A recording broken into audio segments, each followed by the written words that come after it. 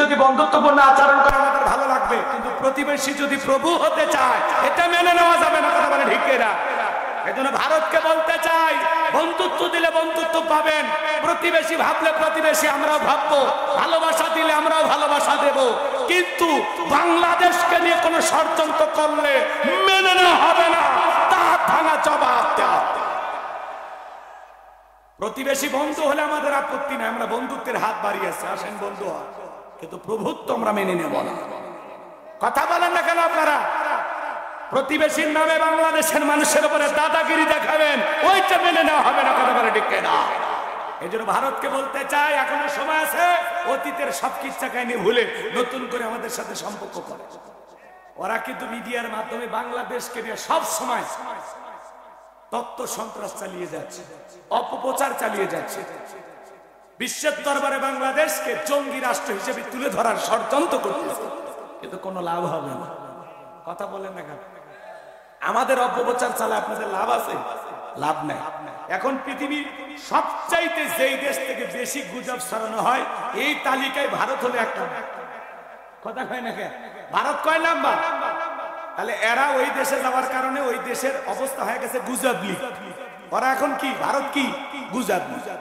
এরা খালি গুজব। আল্লাহ যেন প্রতিবেশী রাষ্ট্রকে হেদায়েত দান করে, কারণ প্রতিবেশী চেঞ্জ করা যায় না ভাই। প্রতিবেশী চেঞ্জ করা যায়? এই জন্য প্রতিবেশী যদি ভালো হতে চায় আমরা তাকে ভালোবেসে বুকে টানি না। প্রতিবেশী ঝামেলা খানার সাথে বসবাস করে শান্তি পাওয়া যায় না। আল্লাহ যেন ভারতের দাদাদেরকে হেদায়েত দান করেন। একটু জোরে কন না। আমি কষ্ট হয় নাকি আপনাদের? তাহলে আমার ভাইয়েরা শোনেন, আল্লাহ নবী মুসা ডেকে বলে, আল্লাহ জান্নাতে আমার প্রতিবেশী কি হয়? নবী মুসা ডেকে বলে, আল্লাহ দুনিয়াতে এত মানুষ থাকতে কষাই কেন? বলে, কেন দিছি সবই যদি বলে দে তাহলে তোমার দায়িত্ব কি? কেন জান্নাত দিছি দেখতে হলে কষায়ের কাছে চলে যাও। আল্লাহু আকবার। এইবার নবী মুসা চলে গেলেন সেই বাজারে, কষাই গোশত বিক্রি করে টকলার মধ্যে গোশত নিয়ে রওনা করেছে। আল্লাহ নবী মুসা কাছে যায় আর দেখে বলে, কষাই আমি যদি তোমার বাড়ির মেহমান হই তোমার কি কোনো আপত্তি আছে? বলে, না আপত্তি নাই, আলহামদুলিল্লাহ।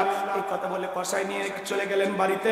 নবী মুসাকে নিয়ে যাওয়ার পরে কষাই নিজের হাতে গোশত করে রান্না করলেন, বাটিতে কইরা গোশত নিয়া তার জনম দুঃখিনী মা অন্ধ, চোখে দেখতে পারে না, জনম দুঃখিনী মায়ের মুখে খাবার তুলে তুলে খাওয়াইলেন। নিজের হাতে রুটিগুলো সেরে গোশত দিয়া মারে খাওয়ানোর শেষে দুঃখিনী মা দুইটা হাত তুলে দোয়া করে বলে, আল্লাহ এই জামানার মুসা নবী যেই জান্নাতে থাকবে আমার ছেলেটাকেও সেই একই জান্নাতে কবুল করে নিও। জোরে বলেন মারহাবা। এইবার কষাই যখন চলে আসছে, নবী মুসা ডেকে বলে, একজন মহিলার আওয়াজ শুনতে পাইলাম, সেই মহিলাটা তোমার কি হয়? বলে, আপনি মন খারাপ করবেন, ওইটা আমার মা প্রতিদিন আল্লাহর কাছে দোয়া করে, আল্লাহ যেন এই জামানার নবী মুসার সাথে আমারে জান্নাত দেয়। আপনি বলেন কই জামানার নবী মুসা আর কই আমার মতো সামান্য কষাই, আল্লাহকে এই দোয়া কখনো কবুল করতে পারে? নবী মুসা ডেকে বলে, কষাই রে তুমি কি জামানার নবী মুসাকে দেখো নাই? আমি হলাম এই জামানার নবী মুসা, আর তোমার মায়ের দোয়া কবুল হয়েছে। আল্লাহ তাআলা নিজে আমাকে জানিয়ে দিয়েছেন জান্নাতে আমি যেই স্থানে থাকবো আল্লাহ তাআলা আমাকে যেই জান্নাত দান করবেন সেই জান্নাতের পাশের প্রতিবেশী হিসেবে আল্লাহ তাআলা তোমাকে কবুল করে নিয়েছেন। তোমার মায়ের দোয়ার কারণে আমি নবী মুসা যেই জান্নাতে থাকবো ওই একই জান্নাতে আল্লাহ তোমাকেও কবুল করেছে। মায়ের দোয়ার কারণে একটা কসাই যদি জান্নাতে যেতে পারে, বলেন তো সেই মায়ের দোয়া নেওয়ার দরকার আছে না নাই? আল্লাহ বলেন, ক্বাদা রাব্বুকা আল্লা তা'বুদু ইল্লা ইয়্যাহু ওয়া বিল ওয়ালিদাইনি ইহসানা। আমার ইবাদত করো, আমার ইবাদতের সাথে খবরদার কাউকে শরীক করো না। আরে আমার ইবাদতের পর তোমাদের দায়িত্ব হলো মাতা পিতার খেদমত করা, তাদের সাথে উত্তম আচরণ করা, ভালো ব্যবহার করা। ও নীলফামারীর যুবকেরা, হে তরুণেরা, খবরদার খবরদার মা বাবার মনে কষ্ট দেওয়া যাবে না। যুবক রে, দুনিয়াতে মা বাবার চাইতে ভালোবাসা দেওয়ার মতো মানুষ আর কেউ নেই। নিঃস্বার্থ ভালোবাসা দেয় মা আর বাবা, সেই মা বাবার সাথে কখনো খারাপ ব্যবহার করা যাবে না। আমি হুজুর দোয়া করলে কবুল হইতেও পারে, নাও হইতে পারে, কিন্তু তোমার মা বাবা যদি দোয়া করে ওই দোয়া আসমানে পৌঁছে যায়।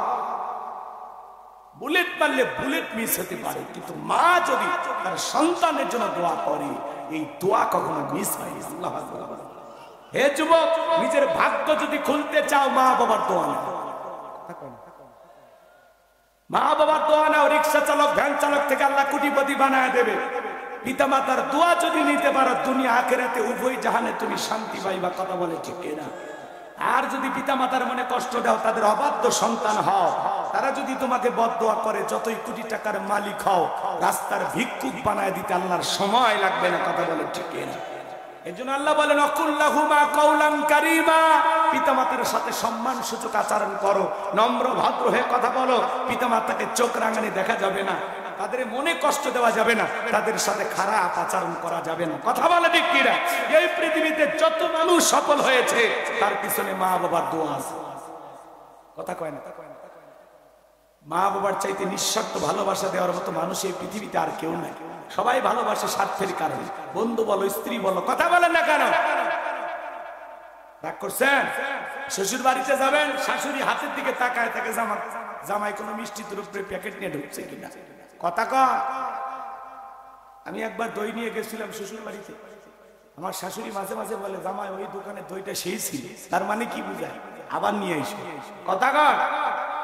মা বাবা কোনো দিন বলে না, উল্টো আর চেহারা দেখে বলে, বাবা দিন দিন কেন শুকে যাচ্ছে, ঠিক মতো খাওয়া দাওয়া তো, নিজের শরীরে যত্ন নিও। এর নাম হলো মা, এর নাম হলো বাবা। কথা বলে ঠিক। যেদিন হারাইবি পোড়া কপালা সেদিন বুঝবি। অতএব হারানোর আগে যত্ন নিয়ে দোয়া, মৃত্যুর আগে তোমার জন্য যেন দিল উজাড় করে দোয়া করে। একবার যদি মন থেকে দোয়া করে, আর মালিকের কাছে ওই দোয়া তো অবশ্যই কবুল হবে। কবুল হওয়া মাত্রই ভাগ্য খুলে যাবে। কথা কর ঠিক কিনা? পিতামাতা এমন একটা নিয়ামত, এমন একটা নিয়ামত। মায়ের পায়ের নিচে সন্তানের দেহে। আমরা পুরুষ মানুষ, আমাদের পায়ের নিচে স্যান্ডেল, আর মায়ের পায়ের নিচে কি? আল্লাহ রাসূল বলেছেন, হুমা জান্নাতুকা নারুকা, তোমার পিতামাতাই তোমার বেহেশত, তোমার পিতামাতাই তোমার দোজখ। হে যুবক, তুমি যদি জীবনে সফল হতে চাও,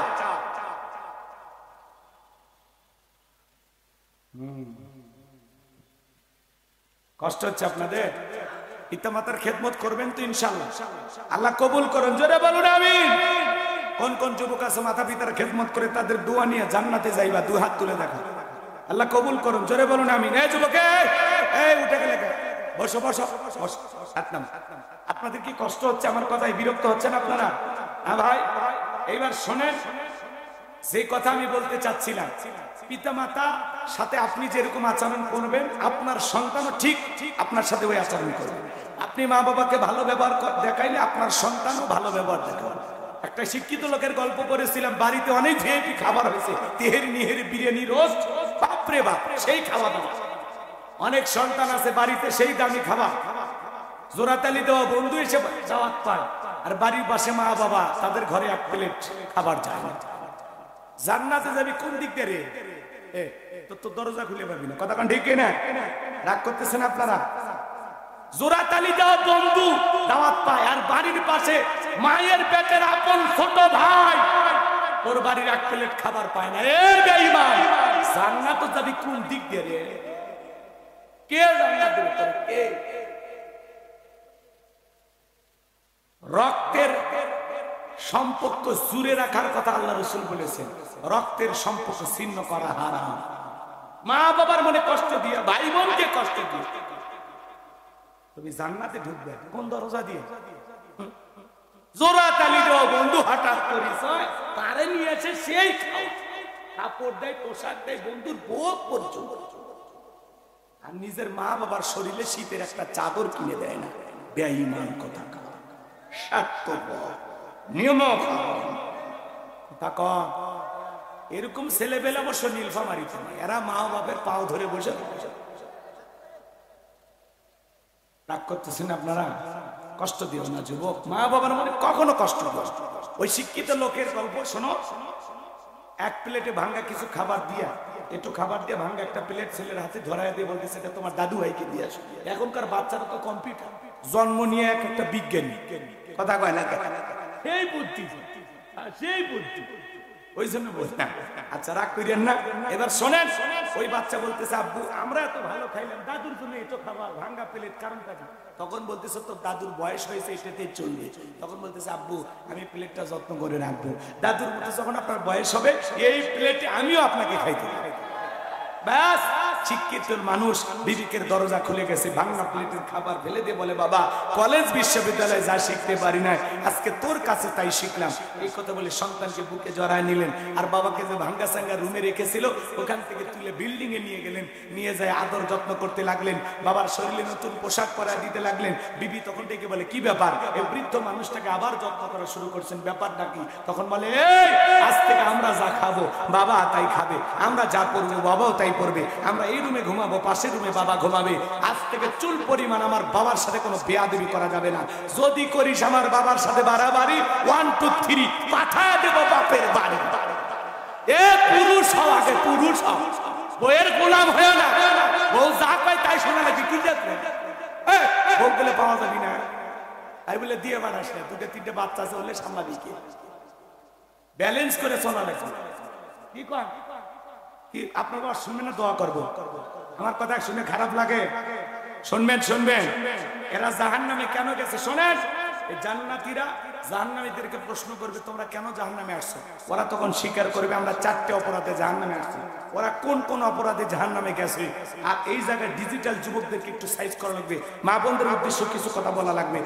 আগামীতে আর যাই হোক সিদ্ধান্ত বুঝে শুনে নেওয়া লাগবে, কথা বলেন ঠিক কিনা? আমরা বারবার রক্ত দিয়ে ব্যর্থ হতে চাই না। আগামীতে যদি কখনো রক্ত দেওয়ার প্রয়োজন হয়, যদি কখনো ডাক আসে আল্লাহর জমিনে আল্লাহর দ্বীনকে বাস্তবায়ন করার জন্য, কোরআনের সমাজ ব্যবস্থা কায়েম করার জন্য, কারা কারা বুকের তাজা রক্ত দিতে রাজি? 2 হাত তুলে লাগে দেখা, লিল্লাহে তাকবীর।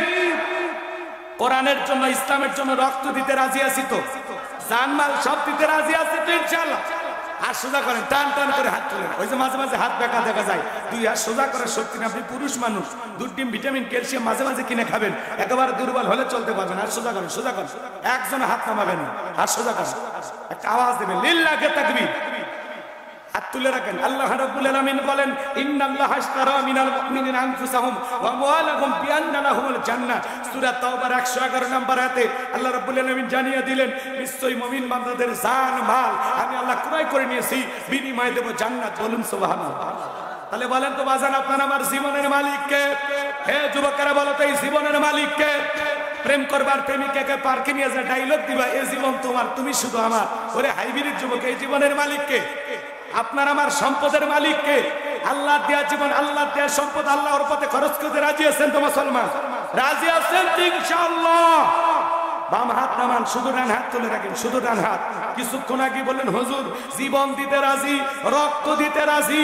আপাতত জীবন রক্ত দুইটার কোনোটা দিতে হবে না। ডান হাতটা পকেটের ভিতর ঢুকিয়ে দিয়া যে যা পারেন যতটুকু পারেন আল্লাহর ঘর মসজিদের জন্য প্রাণ ভরে দান করবেন। আমি মুসাফির পায়ে হাতে অনুরোধ করব, মুনাজাতের আগে একজন উঠবেন না। টাকা দেন আর না দেন দয়া করে বসে থাকবেন, পরিবেশ নষ্ট করবেন না। আমি আপনার পায়ে হাত দিয়ে অনুরোধ করব, একজন উঠবেন না। যে উঠবেন সে আমারে কষ্ট দিলেন, আর মেহমানকে কষ্ট দিলে বুঝেনি তো অবস্থা কি হয়। এই জন্য ভালো করে বলতেছি, ছেলে পেলে যাবে প্রাণ ভরে আপনার দেবেন। অজুখানাটা আপনার অজুখানা আর ওই পেশাবখানা যে অবস্থা দেখলাম, এই বাজারে যে এরকম পেশাবখানা আছে এই গ্রামে, আমি তো পেশাব করতেছে আমার তো মানে অর্ধেক ভিতরে ঢুকে গেছে যে কি পেশাবখানা। আপনারা এই মাহফিল না করে যদি পেশাবখানা ঠিক করতেন তো ভালো কাজ করতেন। মাহফিল দেওয়া লাগে কি করছে? আমাকে 1 লাখ দিয়েছে, কে কইল? হাত দাও, 1 লাখ টাকা দাও, আমার 50,000 টাকা আমি দান করে যাচ্ছি। দাও হাত দাও, 1 লাখ দাও। ডায়লগ শিখছেন না? 40,000 টাকা দিবেন চায় না, আরে 1 লাখ দিবে। মানুষ পাননি আপনারা, মানুষ টাকা দিবেন চায়, হুজুরে করো খালি ঠকা বুঝেন। আর আমি শোনেন, আমি আপনাদের মেহমান, এই কথাগুলো বলা ঠিক না। যত ভাবেন তত না। 1 লাখ টাকা কমিটি বক্তা দেয়, কোটি সে কমিটি খুঁজে নিয়ে আসেন তো, জীবনে পাওয়া যাবে। সারা দেশ ঘুরে একটা কমিটি পাওয়া যায় না যে 1 লাখ টাকা হুজুর বলে গরু কিনে নেওয়া ওই খাজা বাবার দরবারে যাবে, হুজুর দিবি ভণ্ড। কে 1 লাখ টাকা দেবে? আমি এলাকা দেওয়ার পিছনে একটা কাজ থাকা লাগবে, স্বার্থ থাকা লাগবে।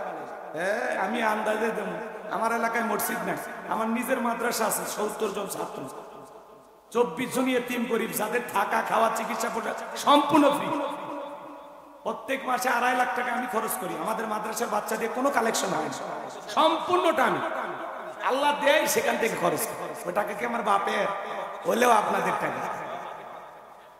সভাপতি 5,000 দিতে থেকে তো মসজিদের একটু সহযোগিতা করুন। অজুখানা আর পেশাবখানার একেবারে অসল অবস্থা, আপনার একটু সহযোগিতা করুন। ছেলে পেলে কই, ব্যাগ নে কই আপনাদের ছেলে পেলে? এই ব্যাগ নে, রুমান নে, তাড়াতাড়ি ভাই। 10, 20, 15, 200, 100, 500, 2000, 5000, 10,000, 1 লাখ, 2 লাখ, যে যা পারেন আল্লাহর রাস্তায় পকেটে হাত দিয়ে প্রাণ ভরে টাকা বের করে দেন। খবরদার কেউ যেন আবার বিড়ি ম্যাচ দিন না। 2014 সালে ওয়াজ করতে গেছিলাম তারাগঞ্জ, ওই জায়গায় কালেকশন চলতেছিল। একজন ব্যাগের ভিতরে দিয়েছিল 2 প্যাকেট বিড়ি, দিয়ে লেখা দিয়েছে 1 প্যাকেট মাহফিল কমিটির আর 1 প্যাকেট বক্তা। মহিলা প্যানেল আছে, তো লোক পাঠা, সময় নিচ্ছেন কি আপনারা? ছেলে পেলে বাবা, এই মহিলা প্যানেল লোক পাঠায় দেন। আপনাদের মাঝে ব্যাগ নিয়ে ছেলে পেলে গেছে, সবাই একটু প্রাণ ভরে দান, সবাই দেন। আল্লাহ সবাইকে দেওয়ার তৌফিক দান করেন। জোরে বলো না আমিন। আর একটু জোরে বলো না আমিন। 2টার দিকে যদি আপনারা তুলে দিতেন সব হইত। এই অল্প সময় কি আর হয়? ছেলে পেলে যাচ্ছে, ভাই একটু সময় দেন, ওযু খানাটা আর ওই যে পেশাব খানাটা একটু বানান লাগবে, ভাই একটু দেন। আমরা এই জাহান্নামের আগুনে জ্বলতেছি। বাজান গো আমারা ভালো করে বুঝবেন, যারা ওই জাহান্নামের আগুনে জ্বলবে, ওই জাহান্নামীরা তাদের 4টি অপরাধের কথা স্বীকার করবে। জোরে বলেন কয়টি? 4টা আঙ্গুল তুলে বলেন তো কয়টি? আর একটু জোরে বলেন কয়টি? 4টি অপরাধের 1 নাম্বার অপরাধ তারা বলবে, ক্বালু লাম নাকু মিনাল মুসাল্লিন।